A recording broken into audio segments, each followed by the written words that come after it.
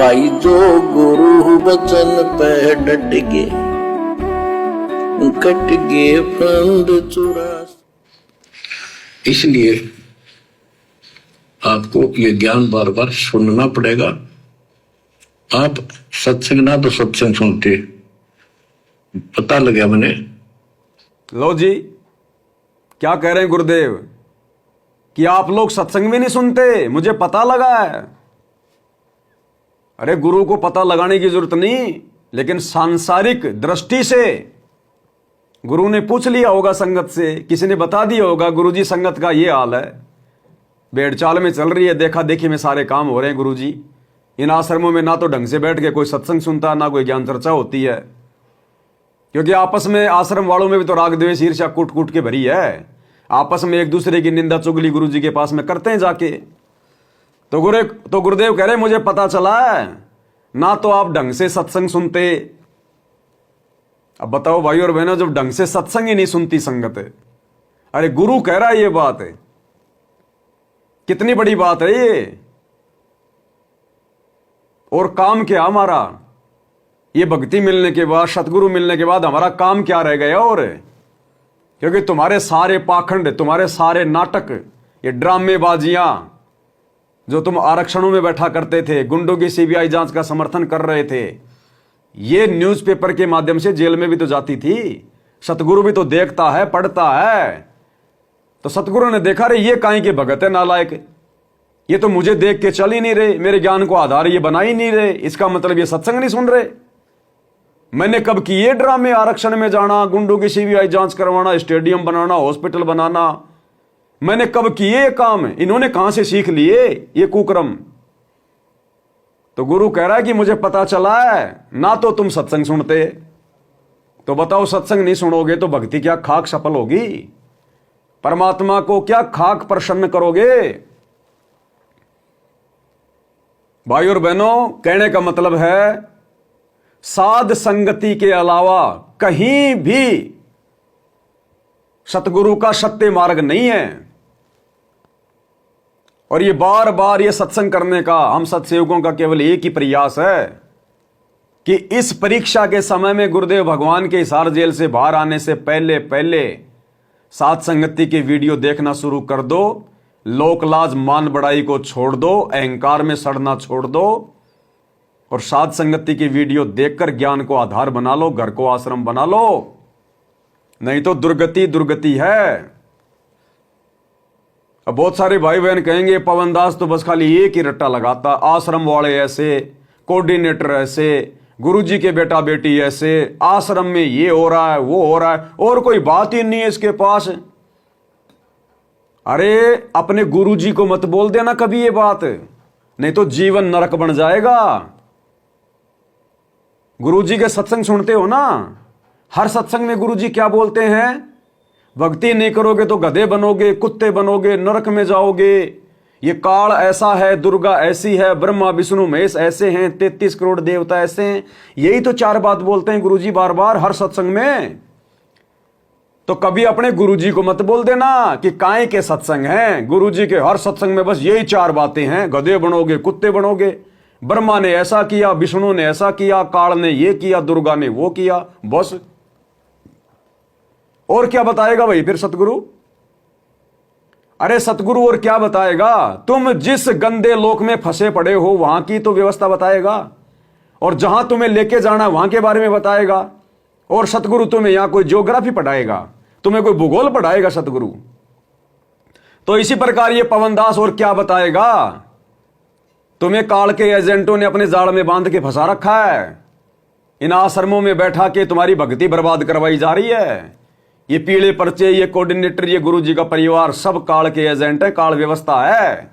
और साध संगति में आके ही परमात्मा तुमसे प्रसन्न हो सकता है। तो और क्या बताएं तुम्हें? अरे यदि कोई आदमी कुएं में पड़ा हो तो रस्सा ही तो डाला जाएगा। और कोई कहे कि हर बार आदमी कुएं में पड़ता है तो खाली रस्सा छोड़ देते हैं कुएं में, बताओ और कोई काम ही नहीं इनके पास में। अरे कुएं में पड़े आदमी को रस्से से निकाला जाएगा और दूसरा कोई वो नहीं होता। तो आप लोगों को समझाने के लिए, जो आप काल के जाल में फंसे हो सभी भगत भाई बहन, आप लोगों को बाहर निकालने के लिए, समझाने के लिए यही बातें तो बताई जाएंगी कि तुम्हारा जीवन बर्बाद कौन कर रहे हैं? कौन है वो काल के दूत जो वर्तमान में काल के द्वारा संगत में छोड़े गए हैं? संगत में कुसंगत कौन है जो आपकी मर्यादाएं तोड़वा रहे हैं? और ये पवन दास कोई सॉफ्टवेयर इंजीनियर थोड़ी है। इस पवन दास ने कोई बहुत बड़ा कोई बिजनेस थोड़ी खोल रखा जो मैं तुम्हें उसके बारे में बताऊंगा। वो तुम्हारे क्या काम की? तो भैया सत्संगों का मतलब यही होता है कि जीव को झूठ से निकालकर सत्य मार्ग पे लाया जा सके। तो आप लोग वर्तमान में जो सतलोक आश्रमों से जुड़े हुए हैं, गुरुदेव की गैर हाजिरी में आप लोग झूठ की नाव में बैठे हैं और नाव भी टूटी फूटी है और बहुत सारे छेद हो रहे हैं, लेकिन अभी तुम्हारा ध्यान नहीं जा रहा। और ध्यान जा रहा है तो फिर तुम भांग के नशे में हो, फिर भी तुम मदोश होके पड़े हो। तो भैया जिस आदमी को पता चल गया ना वो तो जोर जोर से चिल्लाएगा, बताएगा, नहीं तो डूबोगे, मरोगे। तो क्या कह रहे हैं परमात्मा? आप सत्संग ना तो सत्संग सुनते, पता लगा मैंने, क्योंकि जो पुराने हैं वो तो ये सोच चुके हैं हमने सारा ज्ञान हो गया।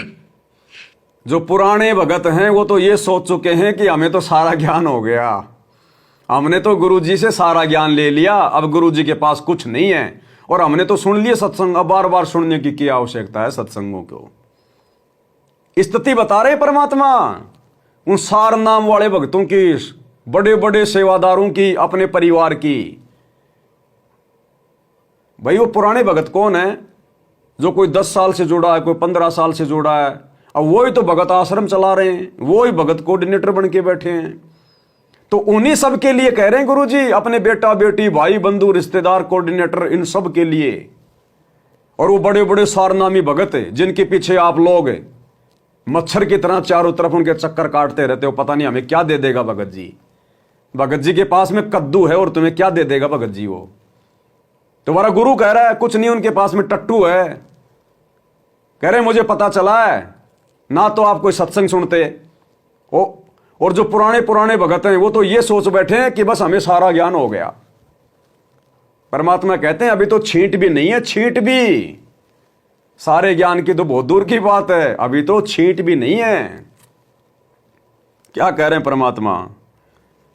सत्संग ना तो सत्संग सुनते, पता लगा मैंने, क्योंकि जो पुराने हैं वो तो ये सोच चुके हैं हमने सारा ज्ञान हो गया और औरों को समझाने में लग जाते हैं। अच्छी बात है, औरों को समझाओ, ये तो बहुत अच्छी बात है, लेकिन समझाने का अर्थ है उसमें अपने ऊपर भी लागू रखे उस काम को, उन बातों को स्वयं भी फॉलो करे। तो मुद्दास देख रहा अगर ये फॉलो करते तो सार नाम लेकर नाम खंड नहीं करते। गुरुदेव कह रहे हैं अगर मेरे सत्संगों को, अगर ये पुराने पुराने भगत, मेरा परिवार, ये कोऑर्डिनेटर, अगर ये मेरे ज्ञान को आधार बना लेते, इन सत्संगों को अपने जीवन में लागू कर लेते, तो सार नाम लेकर नाम खंडित नहीं करते। क्योंकि गुरुजी की गैर हाजिरी में जगत वालों के लिए बैडमिंटन का स्टेडियम बनाना किसने बनाया? पुराने पुराने भक्तों ने, गुरुजी के परिवार ने, कोऑर्डिनेटरों ने। मर्यादा टूटी, नाम खंडित। आश्रम में हॉस्पिटल का काम शुरू करना, डर है क्या? तुम्हारा बाप बीमार होने वाला है क्या? तुम्हारी मां बीमार होने वाली है क्या? एड्स के रोगी हो क्या? पूरा परिवार तुम्हारा कैंसर से पीड़ित है क्या? किस लिए खोल रहे हो हॉस्पिटल? तुम्हारा गुरु तो दुनिया भर के हॉस्पिटलों को बंद करने आया है अपनी भक्ति से, अपने आशीर्वाद से, और तुम हॉस्पिटल खोल रहे हो। गुरु के बिल्कुल उल्टा चल रहे हो, तो मर्यादा टूटी ना। जाट आरक्षणों में जाके बैठ गए, भक्तों को बैठा दिया, बेचारों का समय बर्बाद करवाया, क्षमा से बर्बाद करवाई। टूटी ना मर्यादा। भक्तों का ज्योति पाठ दान का पैसा दिया ना जाट आरक्षण में, टूटी ना मर्यादा। गुंडों की सीबीआई जांच के समर्थन में बैठ गए। तुम गुंडे हो क्या? अरे गुंडे हो क्या तुम? गुरुजी तो कहते हैं, साधु गुरुदेव भगवान तो कहते हैं, दुनिया से ती दोस्ती पड़े भजन में भंग, एका एकी राम से या साधु के संग। कि या तो अपना भजन करो, अपना सुमरण करो, या किसी भगत भाई बहन से, अपने प्रेमी से कोई बात करो। दुनिया के साथ में ज्यादा उठना बैठना करोगे, तुम्हारे भजन में भंग पड़ेगा, भक्ति में बाधा उत्पन्न होगी। और तुम लोगों ने, बड़े बड़े भक्तों ने, पुराने पुराने भक्तों ने बेचारी संगत को बैठा दिया जगत वालों के साथ। जसिया के धरने पर जाओ, गुड़गांव के धरने पे जाओ, फलाने धरने पे जाओ, बसें भर भर के। इसीलिए पैदा हुए हम, दुनिया के चापलूसी के लिए, चमचागिरी के लिए, अपनी अनमोल समासें बर्बाद करने के लिए। तो टूटी ना मर्यादा। ये तुम्हारा नाटक क्या सतगुरु नहीं देख रहा था? जब अखबारों में सरेआम आती थी कि रामपाल ने दिया जाट आरक्षण को समर्थन, तो क्या गुरुजी हिसार जेल में अखबार नहीं पढ़ रहे थे क्या? रामपाल के भक्तों ने दिया जाट आरक्षण को 11 लाख रुपए का चंदा, तो क्या सतगुरु रामपाल जी भगवान हिसार जेल में अखबार नहीं पढ़ रहे थे क्या? इसलिए कह रहा तुम्हारा गुरु। और जब गुरु से जब ये मुलाकात होती है जेल में, जब उनकी मिलाई होती है, तो गुरुजी की बेटा बेटी ये जाते हैं, इनका रोना धोना, गुरुजी उसने ये कर दिया, गुरुजी उसने वो कर दिया, गुरुजी वो ये नहीं कर रहा, वो ये नहीं कर रहा। इन सब बातों के लिए फिर गुरु कह रहा है कि ना तो तुम कोई सत्संग सुनते, ना तुम ज्ञान को आधार बना पाए, और जब तक इन सत्संगों को अपने जीवन में लागू नहीं करोगे तो तुम काहे के भगत बनोगे? कहां से तुम्हारी भक्ति शुरू होगी? तो समझदार भगत को संकेत काफी है। ये पुराने पुराने भक्तों की रहनी करनी बता रहे हैं गुरुदेव, पुराने पुराने भक्तों की, अपने परिवार की, कोऑर्डिनेटरों की। अब बाकी संगत को सोचना चाहिए, जब पुराने पुराने भक्तों की यह हालत है, तो पुराने पुराने भक्तों को देखकर आंखों पे काली पट्टी बांध कर चलने वाली संगत का क्या हाल होगा? इसलिए दास कह रहा है सारा का सारा ये आश्रम मैनेजमेंट काल के जाल में है। गुरुजी के 90% भगत अभी भी काल के जाल में है, काल के जाल में है।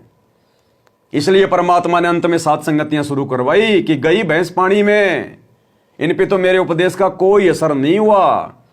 इसलिए मालिक ने फिर अपने हीरे मोती लाल छांटे। इसलिए परमात्मा हिसार जेल में जाके बैठे हैं अपने मिशन को आगे बढ़ाने के लिए, अपनी संगत की छटनी करने के लिए, जो कचरा, जो गंदगी, उसको साइड में करने के लिए। तो सतगुरु स्वयं कह रहा है फिर मीन में कि कहां इसके अंदर वो रह गई। लेकिन समझाने का अर्थ है उसमें अपने ऊपर भी लागू रखे उस काम को, उन बातों को स्वयं भी फॉलो करे। तो मुद्दास देख रहा, अगर ये फॉलो करते तो सार नाम लेकर नाम खंड नहीं करते। तो इसलिए फॉलो करो। ये ज्ञान जो आज आपके ऊपर परमात्मा या डायरी कृपा की, आपको ज्ञान वही है जो पहले आपको हजारों सत्संग करके सुना रखा, और वो रिकॉर्ड हो चुका है, उसके वीडियो ऑडियो बन चुके हैं, उनमें आप सुन सकते हो। तो अब फिर नए सिरे से क्यों सुनवाना पड़ा आपको? आप ढीले पड़ गए थे, आप हल्के में ले चुके थे, सेवा जरूर करते थे, लेकिन वह लगन कम हो गई थी। आप भाई जो गुरु बचन पे डट गए, कट गए फंद 84 के, कट गए फंद 84।